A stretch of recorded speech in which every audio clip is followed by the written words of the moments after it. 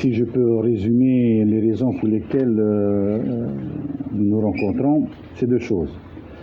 La première, c'est l'état sanitaire de notre pays. La seconde, c'est le voyage de notre ministre, Sébastien Lecornu, parmi nous, c'est la semaine passée. Effectivement, ce voyage a permis au ministre Sébastien Lecornu de rencontrer énormément d'acteurs économiques dans notre pays et surtout de se rendre compte du sérieux de nos prises en charge sanitaires, de se rendre compte de l'efficacité de nos mesures de protection et du professionnalisme de nos agents médicaux impliqués dans la mesure contre la pandémie. Durant tout son séjour, j'ai eu de multiples occasions d'échanger avec lui sur le sujet sanitaire et économique de notre pays. J'ai notamment insisté, et beaucoup insisté, sur la pertinence d'un protocole sanitaire d'entrée dans nos frontières basé sur la vaccination. En effet, je suis convaincu, et je reste convaincu, que les passagers vaccinés peuvent se déplacer sans risque et sans mettre en danger nos populations. C'est un principe de base pour lequel j'y crois depuis le départ, et on y revient puisque l'aménagement qui nous est proposé aujourd'hui est basé sur la vaccination. À son retour en métropole, vous aurez compris que le ministre des Outre-mer a évolué dans sa perception de nos réalités sanitaires. Aussi, je salue le geste d'ouverture des autorités de l'État envers nos territoires ultramarins et en particulier envers la Polynésie française. L'ouverture annoncée de nos frontières aux passagers européens vaccinés à compter du 9 juin prochain est une très bonne nouvelle pour notre pays.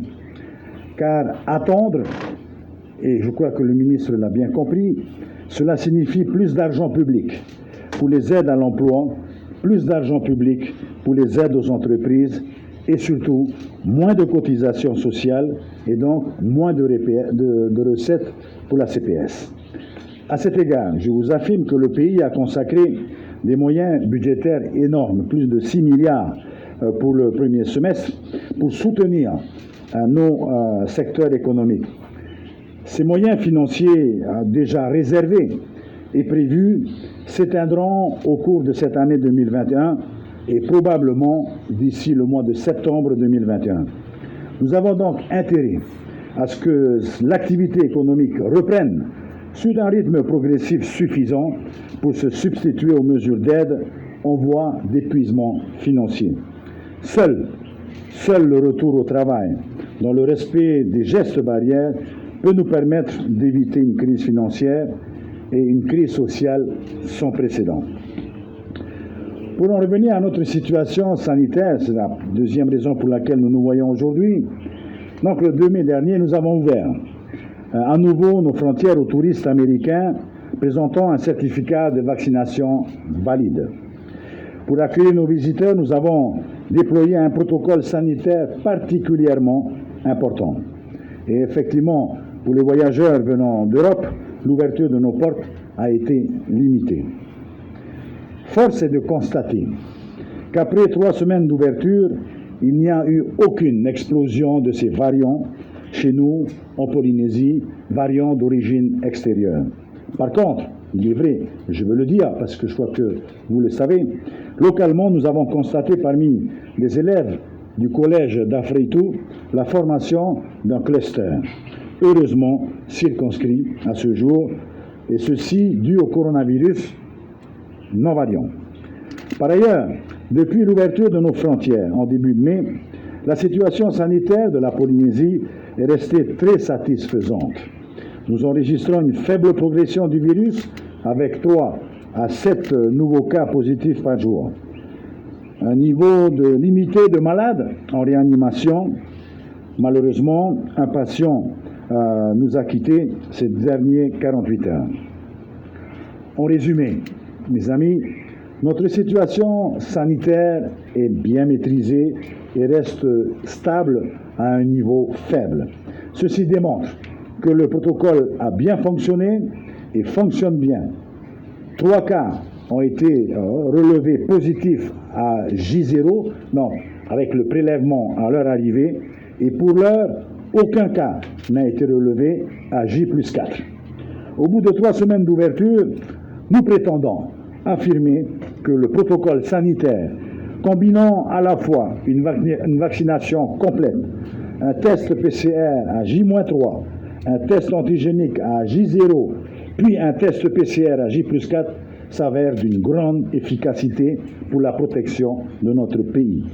La perception de professionnalisme et de sérieux par nos visiteurs, d'ailleurs, est de nature à nous rassurer. Sur la situation vaccinale de notre pays, à ce jour, nous avons injecté 50 161 doses de vaccins, dont 40 066 chez des personnes qui sont aujourd'hui complètement vaccinées. 40 666. Les résultats sont satisfaisants, mais nous devons encore faire mieux. Nous devons faire plus, nous devons faire mieux. En effet, 59% des personnes âgées de plus de 75 ans, sont aujourd'hui vaccinées en Polynésie. 34% des personnes âgées de 60 à 74 ans sont pleinement vaccinées, mais seulement 15% pour les personnes âgées de 18 à 59 ans. Et c'est à cela que je fais appel, car ces derniers taux doivent être améliorés. Aussi, j'appelle les populations à se faire vacciner. Mes amis, la vaccination reste aujourd'hui le seul moyen qui nous protège de la propagation de ce virus. Plus vite nous nous ferons vacciner, plus vite nous retrouverons une vie normale. Sur le protocole sanitaire à adopter à compter du 9 juin, le haut-commissaire vous a donné toutes les précisions. Ce que j'ai envie de vous dire, c'est que rien ne changera. Pas grand-chose ne changera, sinon le fait qu'effectivement, lorsque vous êtes vacciné, vous serez libre de quitter l'Europe sans motif impérieux, et vous serez libre de circuler en Polynésie française, comme il se produit aujourd'hui pour les Américains. Pour ceux qui viennent d'Europe comme ceux de Polynésie qui iront en Europe, pour les passagers pleinement vaccinés, donc je disais, nous maintenons le test à J-3 et nous maintenons le test à J0. Le test à J0 a montré son efficacité. Et puis naturellement, le J+4, 4 jours donc après leur arrivée ici en Polynésie. Et pour les passagers non vaccinés, ils seront soumis au même protocole que nous connaissons aujourd'hui, avec une quarantaine obligatoire en site dédié ou à domicile. Donc, comme vous pouvez le constater, ce protocole sanitaire appliqué aux Européens est identique à celui appliqué aux passagers en provenance des États-Unis. Les voyageurs mineurs, on vous en a parlé, donc il faudra effectivement attendre que les mineurs puissent se faire vacciner pour venir en Polynésie et pouvoir circuler d'une façon libre. Sinon, effectivement, ils sont soumis à la quarantaine comme toutes les personnes non vaccinées. Sur le couvre-feu, je suis satisfait de voir que nous avons pu effectivement, bien avant la France métropolitaine, adopter un couvre-feu à 22 heures, et ce, jusqu'à 4 heures du matin, comme on l'a souvent dit.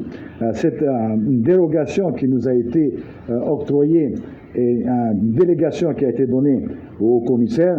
Le couvre-feu ici en Polynésie française a été moins contraignant qu'en métropole. Alors effectivement, j'entends quelques esprits procéduriers qui brandissent l'entrave à la liberté d'aller et venir. J'affirme aujourd'hui, parce que je les ai encore revus il n'y a pas longtemps, que tous les maires de Polynésie française désirent le maintien du couvre-feu dans les conditions actuelles. J'affirme qu'une grande majorité de la population polynésienne désire le maintien du couvre-feu dans les conditions actuelles. Aussi, lorsque certains parlent d'entrave à la liberté, il s'agit sans doute que d'une petite minorité de notre population. Mais on m'a toujours appris qu'en démocratie, la légitimité du plus grand nombre gagne sur le petit nombre. Voilà.